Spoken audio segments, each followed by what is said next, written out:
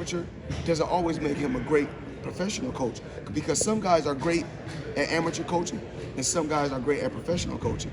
And even like my dad, I feel like my dad was the best as a professional, because he was teaching me when I was an amateur, he was teaching me like a professional. So, you know, like I said, I'm going to always speak the real, whether somebody like it or not. I just feel like Anthony Joshua, they keep going to different coaches. Oh, this coach gonna work with him. This coach gonna work with him. I told him in the beginning when he was undefeated, you got some things you still got to tweak, because if you don't, then you may come up short. Floyd, speaking on the trainer situation, Teofimo Lopez just, some people consider an upset. Camboso's beating him. Some people feel he might need a trainer change. His dad's been training him his entire career in his life. What do you make on speaking on the trainer subject in terms of that? Well, you know, I wish these young guys nothing but the best. You know, these guys, you know, sometimes these guys win a title, then it means the world to them. And you can't knock them. That's some fighters' goal. And, you know, he was undisputed champion. Something that I never did. It's not like I couldn't have done it, but I didn't do it. And that was a hell of a goal in itself. So I'm not gonna sit right here and bash him or bash his dad. I wish him and his dad nothing but the best. Some people were telling me that he wanted to move up to 140. If that's the best for your fighter, then that's what you should do. But congratulations on being the former undisputed champion, because like I said before, now it's something that I did, nobody else has done also. You know, I had the WBC and the WBA at welterweight, and I had the WBC and the WBA and the WBO at junior middleweight. So I'm the first fighter to hold 5 titles at one particular time. Now I don't know if nobody has done that. Now we got I think we got Canelo right now, got 4. What, 3? I don't know what the number. I think he got 4. And then he's going up to cruiserweight. He's fighting a guy that's really not, you know, the guy a little up and down, but it is what it is. I mean, if it was up to me, like we keep on saying, we want to see Benavidez. Canelo, hell of a fighter, but my personal opinion, he's ducking Benavidez. You know, that's just my personal opinion, and I'm allowed to speak my mind. That's just what it is. He's going up. He's going up to cruiser, and I'm not knocking him, but he's going up to cruiserweight. And that same guy he used to be at the Mayweather boxing gym.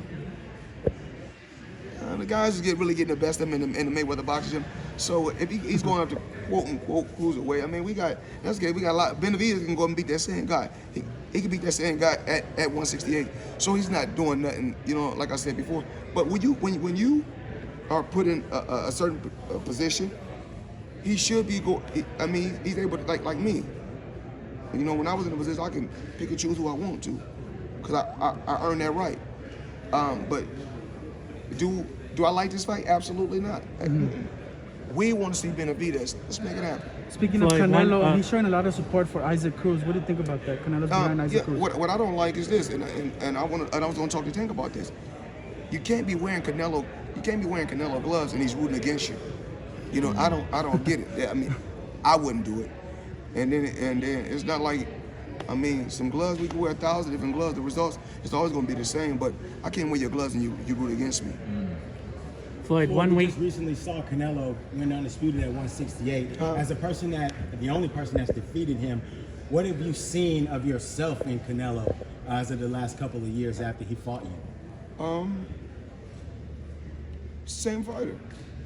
He's the same fighter. It's crazy that it was like Canelo in his prime, he'd have been a different fighter. When I fought him, he was in his prime. If you go back and look at me, I was the best when I was in my 20s. When I fought Canelo, I was almost 40 years old. You know, and a lot of times they're gonna keep asking me about the Canelo fight, and I already know when they write about it, it's gonna make it seem like, you know, the headline, they're gonna make it seem extremely bad, seem like a beef. I mean, it seems like it's a beef. It's not a beef. I like Canelo. I mean, I like his work. But we're forgetting about Boost Ennis. Drawn yes. Hell of a fighter. We don't talk about him. You know, Errol Spence go through some ups and downs throughout life, tragedies, and he still get through it all.